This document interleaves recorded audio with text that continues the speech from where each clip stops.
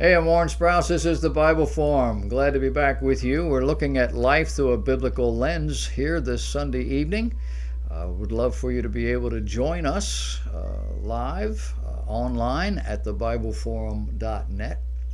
There was a hot debate this week in political circles. It's one of those much ado about nothings.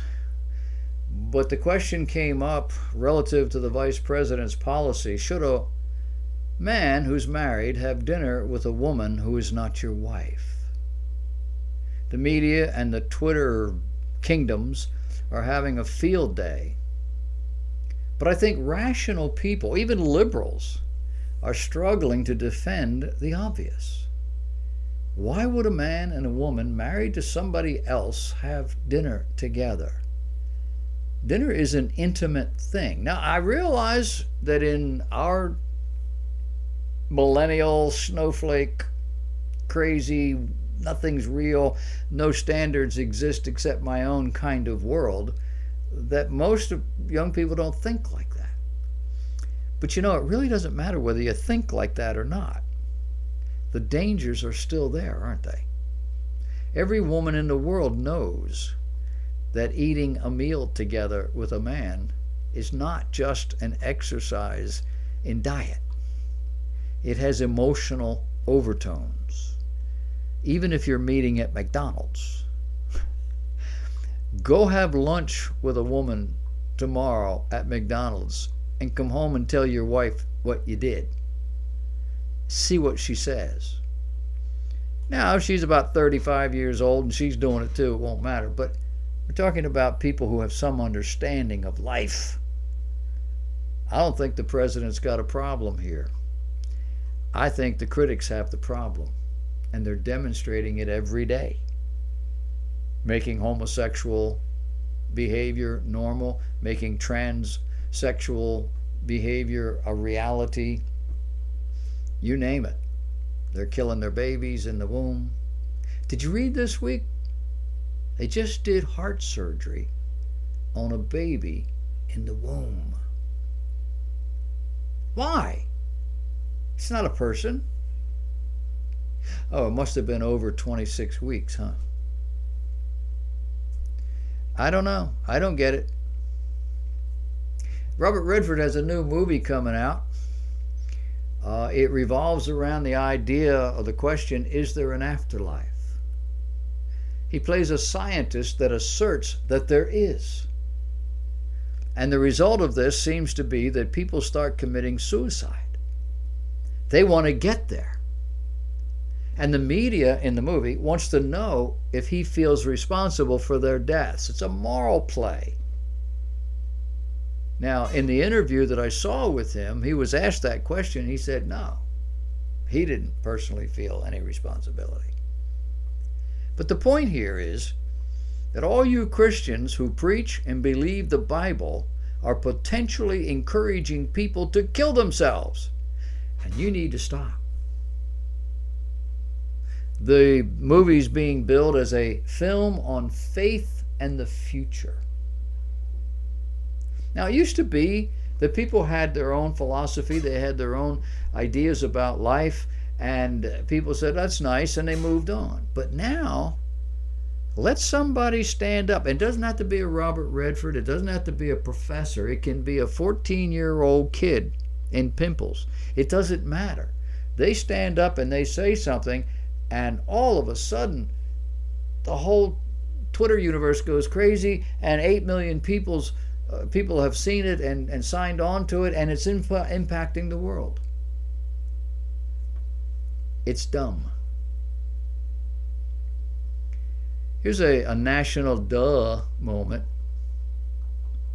Speaking on MSNBC back in March, Evelyn Farkas, Deputy Assistant Secretary of Defense under Obama, confirmed that not only was the previous administration collecting intelligence on the Trump team, it was also attempting to share it as far and as wide as possible, and the sooner the better. Why? Well, she says we have very good intelligence on Russia. And she was very worried because not enough was coming out into the open. Intelligence chiefs, however, who have seen the classified information in question, including Obama's own former Director of National Intelligence, James Clapper, as well as former acting CIA Director Michael Morrell, have said they see no evidence of collusion between the Trump team and the Russian government. What's that mean? It would appear to indicate the real reason the Obama administration was feverishly collecting and sharing classified information was not for national security purposes, but for political reasons. They knew what they were doing. Is this the old smoke and mirrors will divert attention? I don't know. But this woman is clearly going to be in front of Congress at some point if she's not in front of a jury. This is really, really weird. Do you like the game Monopoly? I grew up playing Monopoly. Rainy summer afternoon, sit on the front porch with some friends, play Monopoly. Well, the toy company, Hasbro, has recently held a contest that allowed fans of its Monopoly game to vote on what tokens the game should have. Now, they've changed the tokens periodically, but they've done it again, or at least they're in the process. A news station, KTLA, wrote that there were 64 options, 8 of which were the pieces already included in the game. At least 2 companies got in on the fun, rallying fans to keep iconic tokens like the thimble, the wheelbarrow. Well, what did they abandon in 2013? They abandoned the iron. You know, your iron clothes in favor of a cat. And now on the block is the thimble, the wheelbarrow, and the boot. And in their place, the idea is to substitute a penguin, T-Rex, and a rubber ducky. Well, Mike Rowe, Dirty Jobs. Mike Rowe wrote about this, was interviewed about this. He's upset. He says, I was deeply dismayed to read about the sudden banishment of honest work from the Monopoly Board. And I was doubly dismayed by their duly elected replacements. A rubber ducky? A penguin? A dinosaur? That's right. We didn't just eliminate 3 iconic tokens of work. We supplanted them with a baby's toy, an overdressed bird, and a dead lizard. He explained that when Hasbro made other changes, swapping out the iron for a cat, he was right there expressing his dismay.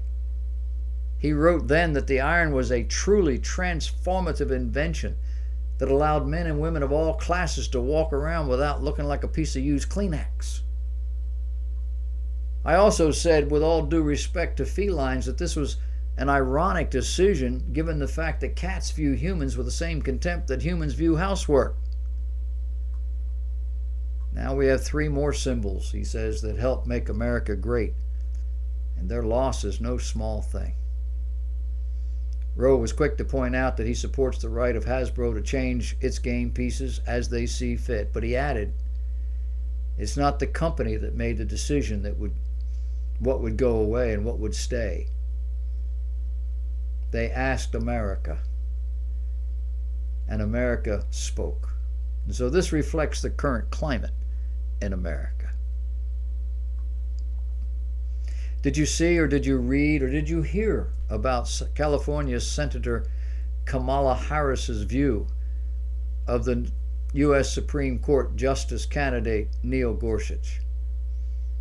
This is a liberal senator from a very liberal state who took to Twitter a few weeks ago to explain why she would be voting no on his nomination. When the full Senate gets to vote, she says no. Why? Quote, Judge Gorsuch has consistently valued legalisms over real lives. Apparently, if it's a choice between what someone wants to do and what the Constitution says, or settled law dictates, she wants jurists to choose the people. You see, it's the Constitution and the law she hates. She's a progressive.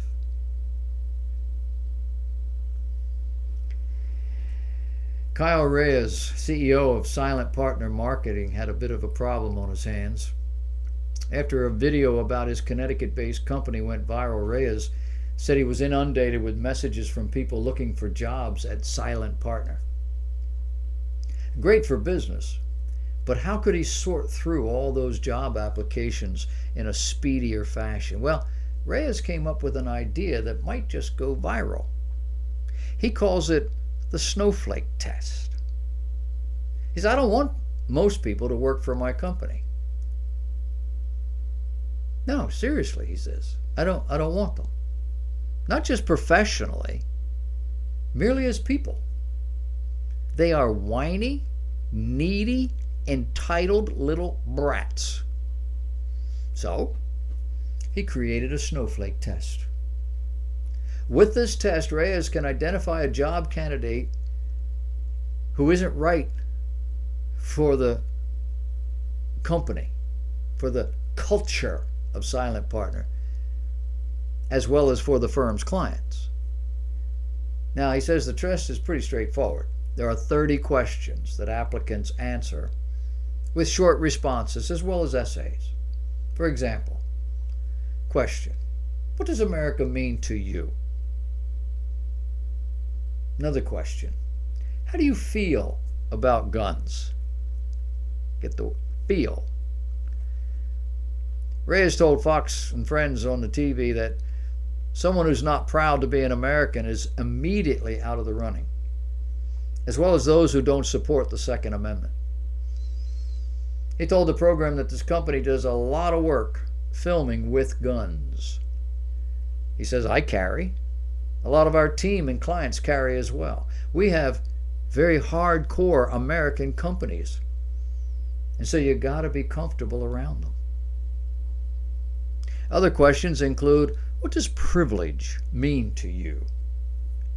And when was the last time you cried? And why?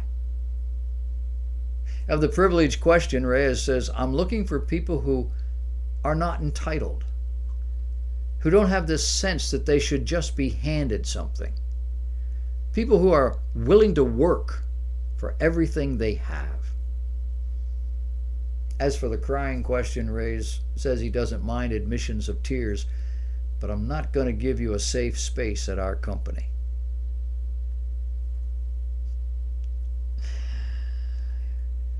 There was a trans conference recently. Someone wrote what they learned at the trans conference. Now, you know that's to do with transgenderism, right? Yeah, this made up thing. First said, quote, I was scared to go alone to my ultrasound, so I took a friend. Throughout the procedure, the nurse kept referring to me as a she. Each time my friend would correct her. After a while, the nurse seemed confused. She's having a baby, she insisted. No, my friend responded, he's having a baby. That was very upsetting for the new mother. A week later, the nurse called and left a voicemail with the results of her exam. It said, his cervix and blood work looked healthy. And the new mother said, I was so happy. The nurse had finally gotten it. Yeah, I don't know what she got. Ultimately, transgender people want to even be in stealth to themselves with their birth certificate as the final reminder of the gender they are born with. Currently, there's only 4 states in the U.S. that allow people to change their birth certificates to retroactively change reality. And even after being trained, people in these situations working for the government still have questions.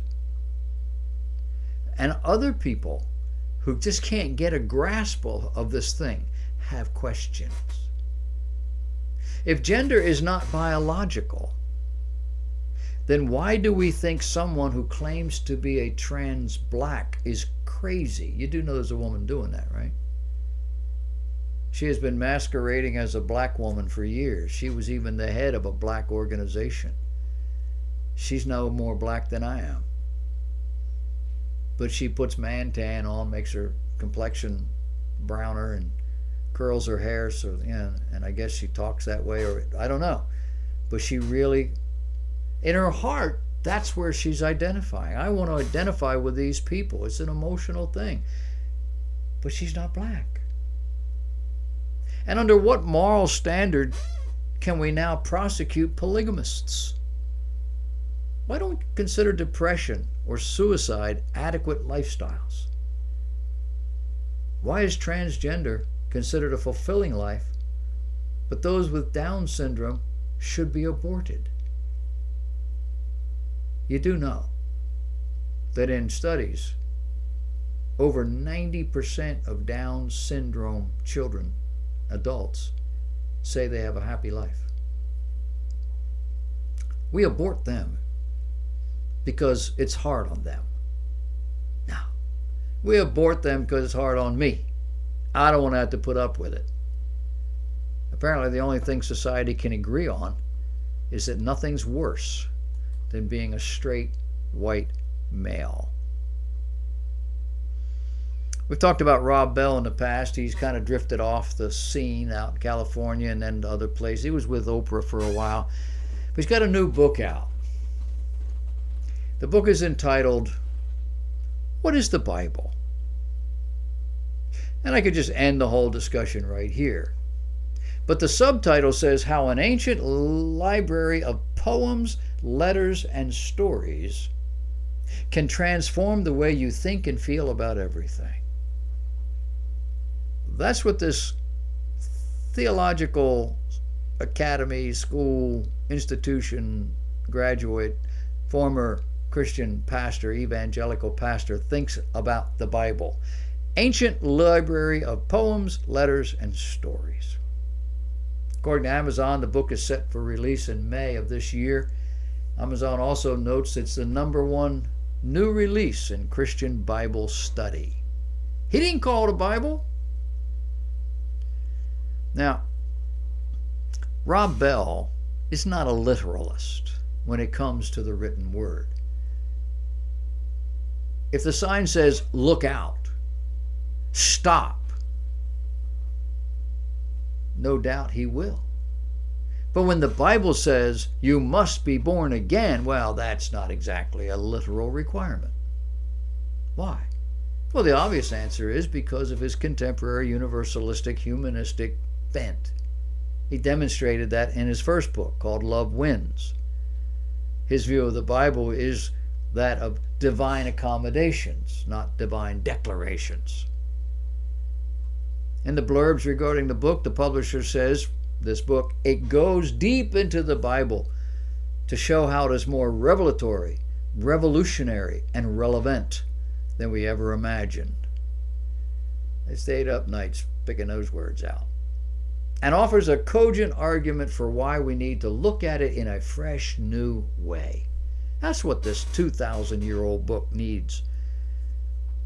Look at it in a new way. I said 2, it's closer to 3,500. Beware the person who suggests we take a new look at the Bible.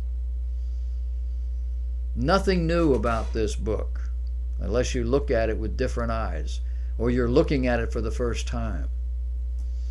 In his last book, Love Wins, Bell argued for viewing hell, not the way the Bible presents it, describes it, but rather as a temporal mindset, even though Jesus disagreed with him. So what's new about this book, the Bible, in Rob Bell's mind? He writes, when considering a passage, we shouldn't ask, why did God say? Rather, we should ask, what's the story that's unfolding here, and why did people find it important to tell it? What was it that moved them to record these words? What was happening in the world at that time? What does the passage, story, poem, verse, book tell us about how people understood who they were and who God was at that time? You get a little creepy? It's a little touchy-feely for me. This is not a divinely inspired book. It's a compilation of writings Jews and Christians have just seized upon to further their religious beliefs. The publicist says of Rod Bell, quote, "In asking these questions, Rob goes beyond a one-dimensional question of, is it true?" That's the only question that is to be asked. If it's not true, we don't need it. But rather to reveal the Bible's authentic transformative power. It's in the gospel. So the Bible has authentic transformative power, but it's not true. The Spirit of God will guide you into all truth. Rob Bell doesn't believe that. If he doesn't believe that, he doesn't pursue that, he doesn't encourage that, he doesn't embrace that, then what good is the book? The publisher said this book will take the reader deep into actual passages to reveal the humanity. The Bible is to be read into the deep and actual passages to reveal the deity of the author. He says you can't get to the holy without going through the human. Yeah. There was a guy, his name was Jesus. He said, when the Spirit of truth comes, he will guide you into all truth. And he followed that up in the next chapter by saying, sanctify them in truth. Your word, God, your word is truth. Read it, John 16 and 17. So what's this new book all about? Given Rod Bell's past efforts, heretical declarations, his contemporary lifestyle, it's fairly say that this book will be another of the same kind as Love Wins, which was labeled heresy by mainstream conservative theologians. We're going to have to listen to him on the news, hear what he has to say. It ain't going to be good.